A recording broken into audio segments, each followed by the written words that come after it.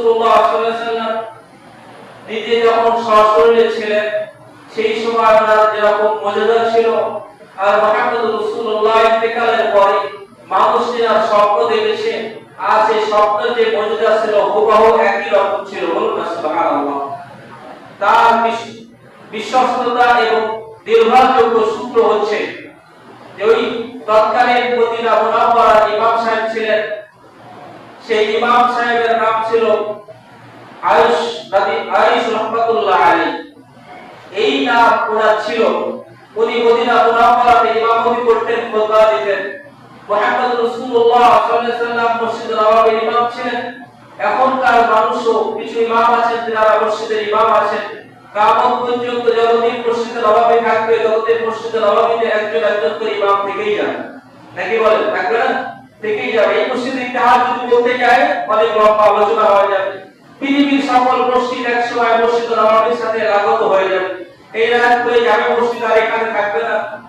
একসময় এই মসজিদটা মসজিদে নববীর কাছে চলে যাবে। এটা অনেক লম্বা ইতিহাস, ওদিকে আর যাচ্ছি না। আমি যে কথা বলতে চাচ্ছি যে মসজিদে নববীর যখন খতিব সাহেব যখন নামাজ পড়াতেন, কয়েকটা নামাজে ইমাম সাহেব সূরা জোরে পড়ে। বলেন তো দেখি, কয়েকটা নামাজে বুঝে ফেলেন তোরা? একই কথা। কয়েকটা নামাজে, কয়েকটা 3 ওয়াক্ত নামাজে ইমাম সাহেব হুজুর যখন কিরাত করে পড়ে ওই সময় জোরে পড়ে, আর বাকি 2 ওয়াক্ত কিরাত গুলো আস্তে আস্তে পড়ে। তাই বলি তো, এটা সব জায়গায় পৃথিবীর যেখানে যা সব জায়গায় নামাজ একই রকম হয়। যে 2 ওয়াক্ত নামাজ ইমাম সাহেব আস্তে কিরাত পড়ে, আর 3 ওয়াক্ত নামাজের কিরাত ইমাম সাহেব হুজুর কি করে পড়ে? জোরে করে পড়ে। এখন ওই মসজিদে নববীর প্রতি উনি যখন এই মাগরিব ইশা ফজর যখন উনি নামাজ পড়তেন, নামাজ আদায় করতেন, তখন মসজিদে নববী সহ তার আশপাশ এলাকায় সুঘ্রাণ ছড়িয়ে যেত। বলুন না সুবহানাল্লাহ। একটা সুঘ্রাণ ছড়িয়ে পড়তো, এত সুঘ্রাণ যে মুসল্লিরা এবং তার আশপাশে, তখন মসজিদে নববী তো অনেক ছোট ছিল, এত বড় ছিল না। এখন যে বলে এত বড় ছিল না, তখন মসজিদে নববীটা ছোট ছিল। এত সুঘ্রাণ ছড়িয়ে পড়তো যে মুসল্লিরা সবাই খুব তৃপ্ত অনুভব করতো, এত একটা সুঘ্রাণ পেত। একদিন এক মুসল্লি বলতেছে যে ইমাম সাহেব হুজুর, আপনি যখন মসজিদে খুতবা দেন, আপনি যখন মসজিদে নামাজ আদায় করেন, এই নামাজ আদায়ের সময় আপনার যখন আপনি কণ্ঠ তেলাওয়াত শুরু করেন, ওই সময় থেকে একটা সুঘ্রাণ ছড়িয়ে পড়ে। এই সুঘ্রাণটা আসলে বিশেষ সুঘ্রাণ, এটা আমরা একটু জানতে চাই। ইমাম সাহেব হুজুর বললেন যে ভাইজানেরা, এটা অত্যন্ত একটা গোপন ব্যাপার।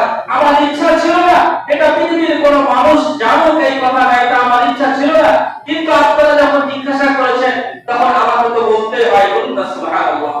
উনি তখন বলতেছেন যে ভাইজান, আমি মসজিদে নববীর ইমাম, আমি মসজিদে নববীতে নামাজ পড়াই।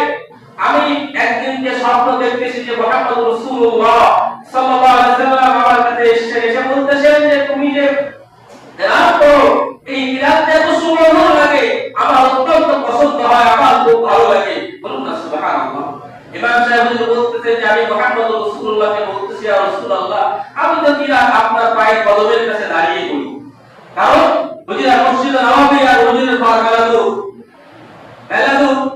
মেলা দূর না, একদম কাছে, একদম কাছাকাছি। বলতেছে ইয়া রাসূলুল্লাহ, আমি তো যখন